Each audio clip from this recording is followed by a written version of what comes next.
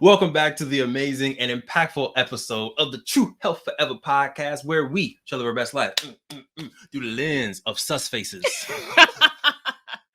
I'm your host, Truvel, creator of Black Wall Street, the board game, and as usual, I have my singing, beautiful, curl-rific, smiling, health enthusiast, nerd queen herself. Please introduce yourself. What's up, everybody? My name is Sinclair, aka The Health Nerd. Are you ready for some podcast?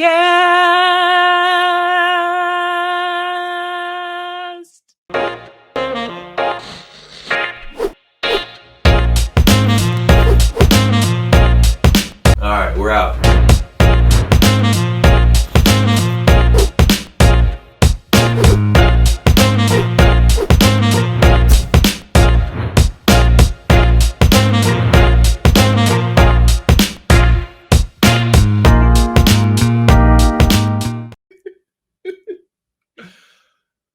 Again, I apologize for the vocals, but hey, if you dig in the vocals, let us know. And yes, we are drinking that Harmless Harvest. One day they'll sponsor us. If y'all got a plug, definitely let us know because we give them a lot of money every week. Look, we were sitting on the couch the other day and I looked down and saw like 4 bottles of Harmless Harvest. And I was like, in a normal household, this would probably be like beer cans or soda cans, Gatorade, whatever it Coconut is. water. We got coconut water everywhere. By the keg. But today, again, self-management, self-discipline. Before we get into the definition by the Queen, I want to say shout out to us for having the self-discipline and the team discipline to make it to episode 80. 80. You know what I'm saying? We in here, 8-0 in the building. Shout out to the whole TH4 squad. So, self-management. Management, self-management. The management of or by oneself. The taking of responsibility for one's own behavior and well-being. Yep. For me, I think what stands out there is the taking of responsibility. Mm-hmm. So I remember when you first asked me, here we go. What is the difference between self-discipline and self-management? And I was like, they're different. Like, I know they're different. I had a hard time voicing how they were different. Then it hit me this morning. Because I'm like, okay, I'm a manager, but why is my title not discipliner? Right? There's a reason why they're different. Mm-hmm. Yes, discipline is a part of management, but it's only a part, right? There are other things. So that's what kind of made me jog my memory. I'm like, what outside of holding people accountable, at work, what other things are involved in managing someone else? Because it's going to be the same for yourself. So, I mean, I think it's like, you got goal setting, you got motivation, you got all of these things to help someone grow aside from just discipline. Mm-hmm. So for me, responsibility for one's behavior and well-being. I think you can manage your own well-being. I think you can be responsible for your own well-being, but not necessarily do everything that you're supposed to be doing. Because mismanagement is a thing. Yeah. Misdiscipline, that doesn't exist. Either you have discipline or you don't have discipline, right? Yeah. But like, how many of y'all show up to a McDonald's, show up to a Nike, things are going well, and you're like, who's the manager here? Yeah. Like, management is knowing what you should be doing. I should be waking up at 6 a.m. I should not be eating gluten and honey. I should give my wife a kiss every day, right? I know what I should be doing. There you go, Queen. I know what I should be doing. I know like the list, and I'll take responsibility for it. I may not blame other people, but I think for me, the difference between managing and discipline is knowing what you're supposed to be doing and actually doing what's on that list. Mm-hmm. And I think, and I mentioned earlier, the key part there is taking responsibility. Because I feel like, right, if you're talking about a manager, that's what they do. That's that's why they have that title, is they take responsibility for whatever they're managing. Mm-hmm. So I feel like what that looks like for yourself is kind of like what you said. I'm not blaming anybody else for my shortcomings or for the way that my life is right now. I take full responsibility for that. And I feel like when you start to do that, then you can start your true like self-management, I think, journey. But I think unless you are to the point where you can take responsibility and own, what you do and the outcomes of what you do, then I think you're mismanaging rather than self-managing. Okay, let's pull up the definition of discipline, please. And Queen, go ahead and hit it. All right.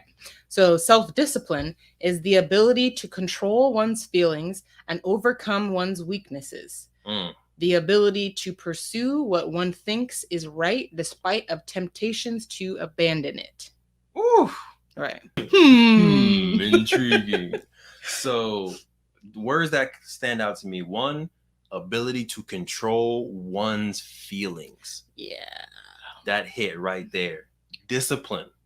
All right, if you just stop right there, the ability to control your feelings. How many times do other people make you do something just off of you reacting to them? We kind of talked about that today at the basketball court too, how like you can start talking trash to somebody and all of a sudden they start making small mistakes that they wouldn't usually make because emotionally they're reacting differently. Right. So for you, whether it's in your job, whether it's your kids, your partner, how are you making sure that you are not losing control of your feelings? And then there was another one I liked in here. Ooh, yeah. Overcoming one's weaknesses means that it's different for every single person, which I love about that. Yeah. Right. If my weakness is food, right? Lamb chops, which were fire last night. My weakness is that, yeah, well done, Queen. Well done, Queen. That's going to be different from the Queen's weakness, will maybe sweets, right? Which would be different from my little brother's weakness, which may be doing 1,000 push-ups every day. I don't know. Demetrius be doing his thing. But I love how discipline literally looks different based on what your particular weak spot, what your kryptonite is. Right. Go ahead. No, I think it's to your point. Like it's one for me, like you said, it may be not eating sweets, but for you, that's going to be a piece of cake that doesn't take any discipline for you because that's not your weakness. So I think that that's interesting. The part that stood out to me, as you can tell by the one I made the graphic, the red words, is despite temptations to abandon it, because I think that that's even the reason for discipline, why you need discipline in the first place. It's because we all have those temptations to abandon what we know what we're supposed to do. Facts. For whatever reason it be, whether it's external, internal, we have those temptations to abandon whatever it is.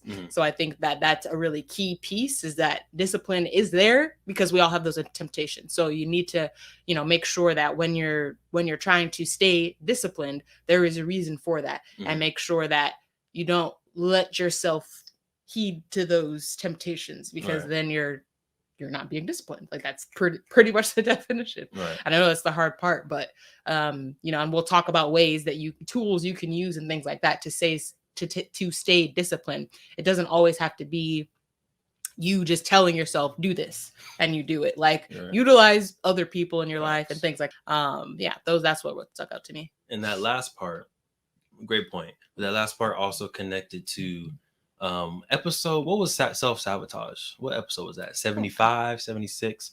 One of those episodes. Great episode. Yeah. Go back, watch the self-sabotage episode, because in that we talk about the book, The War of Art, and how literally the more important something is to you, the more distractions and the more you will procrastinate.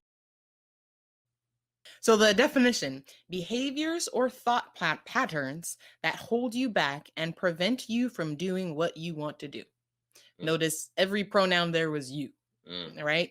So with that last line, which was despite temptations to abandon it, sometimes those temptations aren't quote unquote negative temptations, right? It could be like, oh, I'm working on this board game idea right now, and then another idea comes that tempts me to spend my time and my consciousness on that idea. Or someone invites me to, hey, come do this nonprofit event, come go to this concert, come do this other thing that may not intrinsically be negative, and I might not see it as a negative temptation, but it's still tempting me away. Right. It's drawing me away from what the real goal is. So yes, self-management, self-discipline, both two things to definitely be conscious about, be aware of as you're going into your journey, as you're going and accomplishing your dreams. And yeah, let's maybe start getting into some tangibles. How does self-discipline and self-management, how do they work together in your life?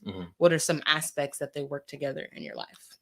Woo! All right. If you liking her pulp fake me, go ahead and click like, subscribe. We appreciate you. But first, I feel like the management comes first. You have to know kind of what's on my list, what's on my plate to do. The discipline, I think, comes second. Once you know what you have to do, stick to what you know you have to do. Right.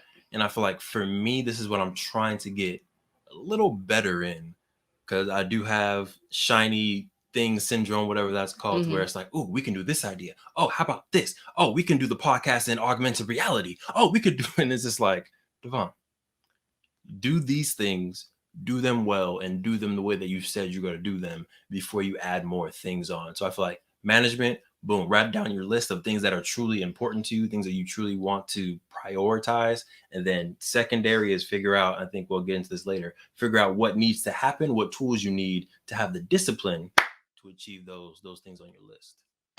Yeah, yes. You like that little clap? I did.